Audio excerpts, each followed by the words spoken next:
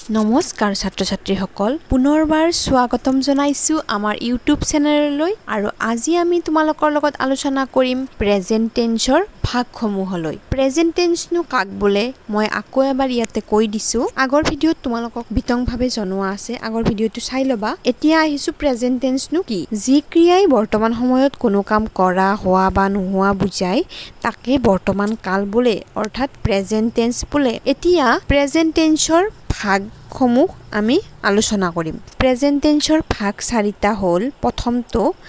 simple present tense বা present indefinite tense দ্বিতীয়টো present continuous tense আৰু তৃতীয়টো প্ৰেজেন্ট পাৰফেক্ট টেন্স চতুৰ্থটো প্ৰেজেন্ট পাৰফেক্ট কন্টিনিউয়াছ টেন্স এতিয়া প্ৰথমটো হৈছে সিম্পল প্ৰেজেন্ট টেন্স বা প্ৰেজেন্ট ইনডিফিনিট টেন্স ইয়াৰ বিষয়ে বিতংভাৱে জানিবলৈ চেষ্টা কৰো আহা ইনডিফিনিট বা সিম্পল প্ৰেজেন্ট টেন্সৰ গঠনটো তোমালোকে মনত ৰাখিবা ইয়াৰে গঠন হৈছে সাবজেক্ট প্লাস ভাৰ্বৰ প্ৰেজেন্ট ৰূপ প্লাস অবজেক্ট এতিয়া তোমালোকে সাবজেক্ট মানেনো কি জানিব লাগিব সাবজেক্টসমূহ আমি এতিয়া এটা ডায়াগ্ৰামৰ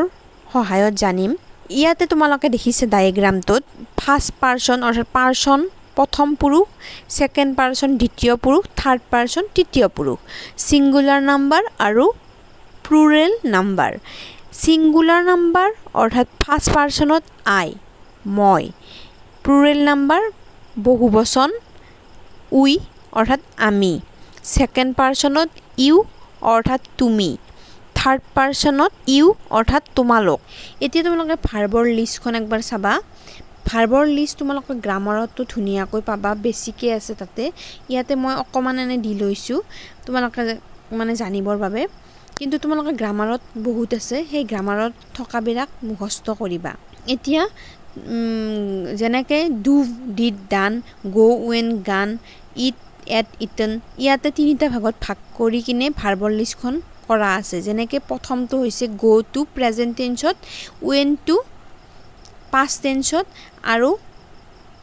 গানটো হৈছে past participle ইয়া তিনিটা ভাগত ভাগ কৰাই থাকে এইখন তোমালোকে মুখস্থ কৰিবা এতিয়া আমি সিম্পল প্ৰেজেন্ট টেন্সৰ কেইটামান উদাহৰণলৈ চাও তেতিয়া তোমালোকে সিম্পল প্ৰেজেন্ট টেন্সত কেনেকৈনো বাক্যৰ গাঁথনি হয় সেই সম্পৰ্কে বুজিব পাৰিবা এটা কথা মনত ৰাখিবা সিম্পল প্ৰেজেন্ট টেন্সত সদায় চিৰসত্য বাক্য যিবোৰ বাক্য সদায় হয় সদায় স্কুললৈ যোৱা হয় যিবোৰ বাক্য তোমালোকে চিৰসত্য বাক্য যেনে বেলি পূবফালে উদয় হয় এনেকুৱা ধৰণৰ বাক্যবিলাক সদায় কি হয় সিম্পল প্ৰেজেন্ট টেন্সত হয় এতিয়া উদাহৰণলৈ চাবা তেওঁ সদায় স্কুললৈ যায় he always go to school বা he goes to school every day মানুহ মৰণশীল মেন ইজ মৰ্টেল গাখীৰ বগা মিল্ক ইজ হোৱাইট মৌজুল মিঠা হানি ইজ সুইট এনেকুৱাকৈ উদাহৰণখিনি চাই ল'বা তোমালোকে আৰু এটা কথা মন কৰিবলগীয়া এই যে তোমালোকে he goes to school every day এই বাক্যটোলৈ মন কৰাচোন ইয়াত হি মানে হৈছে থাৰ্ড পাৰসন সিঙ্গুলাৰ নাম্বাৰ আগতে পাইলা হি সি হলে সদায় ভাৰ্বৰ লগত থাৰ্ড পাৰসন সিঙ্গুলাৰ নাম্বাৰত কি হয় ভাৰ্বৰ লগত এছ বা ইএছ যোগ হয় যেনেকে হি গোজ টু স্কুল আছে গো ভাৰ্বৰ লগত কি যোগ হৈছে এছ বা ইএছ যোগ হৈছে এতিয়া বুজিলানে নিশ্চয় বুজি পাইছা এতিয়া আমি আহিছো next to present continuous tense present টেন্সৰ দ্বিতীয় ভাগ প্ৰেজেন্ট কন্টিনিউয়াছ টেন্সলৈ ইয়াৰে গঠনটো মনত ৰাখিবা subject be verb am is are be ভাৰ্বৰ ৰূপ তিনিটা প্ৰেজেন্ট টেন্সত এম ইজ আৰ মেইন ভাৰ্বৰ লগত আইএনজি যোগ আৰু অবজেক্ট প্ৰেজেন্ট কন্টিনিউয়াছৰ বাক্যবোৰত আমি প্ৰেজেন্ট কন্টিনিউয়াছ টেন্সত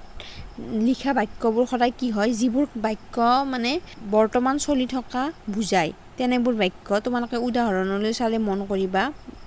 উদাহৰণলৈ মন কৰা তাতে বুজি পাবা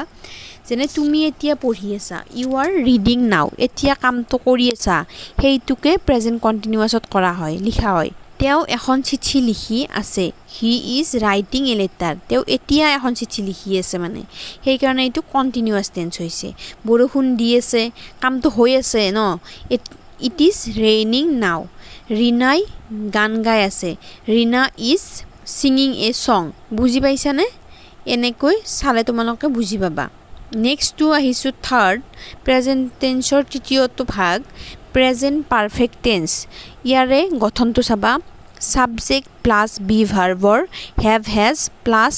past participle of main verb তাৰ মানে go when গান এই যিটো গান লাষ্টৰটো সেইটো হ'ব past participle verb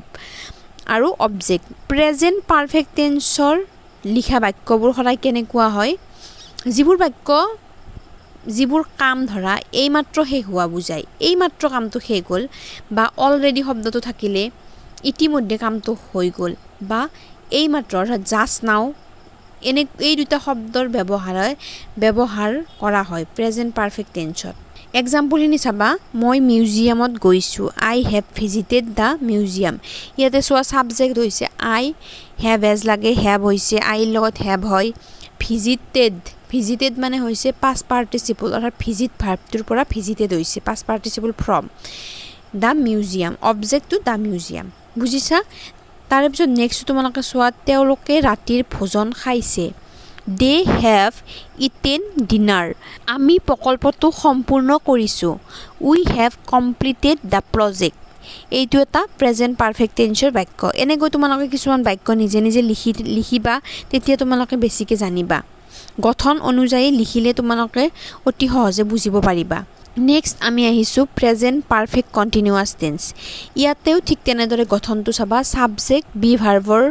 ৰূপ হেভ বিন হেজ বিন তাৰপিছত মেইন ভাৰ্বৰ লগত ING object present perfect continuous টেন্সত যিবোৰ কাম অতীতত আৰম্ভ হৈ বৰ্তমানলৈকে চলি থাকে সেই তেনেকুৱা কামবিলাক প্ৰেজেণ্ট পাৰফেক্ট কণ্টিনিউৱাছ টেন্সত লিখা হয় আৰু ইয়াতে দুটা মন কৰিবলগীয়া কথা এনেকুৱা বাক্যত ধৰি আৰু পৰা ইমান সময় ধৰি মই কামটো কৰি আছোঁ ইমান দিনৰ পৰা মই কামটো কৰি আছোঁ এনেকুৱা এই চিন্স আৰু ফৰ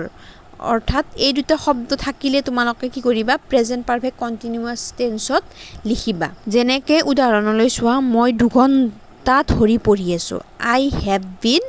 ৰিডিং ফৰ 2 hours দেখিছানে ধৰি হ'লে ফৰ আইটো ইয়াতে কি হৈছে ছাবজেক্ট হৈছে হেভটো আইৰ লগত হেভ হয় বিন তাৰপিছত ৰিডৰ লগত ING হৈছে ফৰ মানে ধৰি 2 hours ধৰি মই পঢ়ি আছোঁ এইটো হৈছে প্ৰেজেণ্ট পাৰফেক্ট কণ্টিনিউৱাছ টেন্সৰ এইকেইটা এক্সাম্পলকেইটা ভালকৈ চাই লোৱা আমি 2 দিন ধৰি কাম কৰি আছোঁ we have been working for 2 days 2 দিন ধৰি কাম কৰি আছোঁ তেওঁ চিঠি লিখি আছে he has been writing a letter আৰু তোমালোকে এইখিনিতে এটা কথা কৈ থওঁ হিৰ লগত হেজ হয় উইৰ লগত হেভ হয় কোনটো ছাবজেক্টৰ লগত কি বহে সেইটো তোমালোকে ভালদৰে জানি ল'বা আশা কৰিছোঁ তোমালোকে ইয়াৰে প্ৰেজেণ্ট টেন্সৰ ভাগসমূহৰ ভালকৈ বুজি পাইছা আৰু পৰৱৰ্তী ভিডিঅ'ত তোমালোকক মই টেন্স কাৰেকশ্যন লগতে পাষ্ট টেন্সৰ ভাগসমূহ লগতে ফিউচাৰ টেন্সৰ ভাগসমূহ জনাবলৈ ট্ৰাই কৰিম যদি ভিডিঅ'টো ভাল পাইছা লাইক কৰিবা আমাৰ চেনেলটো ছাবস্ক্ৰাইব কৰিবা অতি সহজে টেন্সসমূহ জানি থাকিবলৈ ধন্যবাদ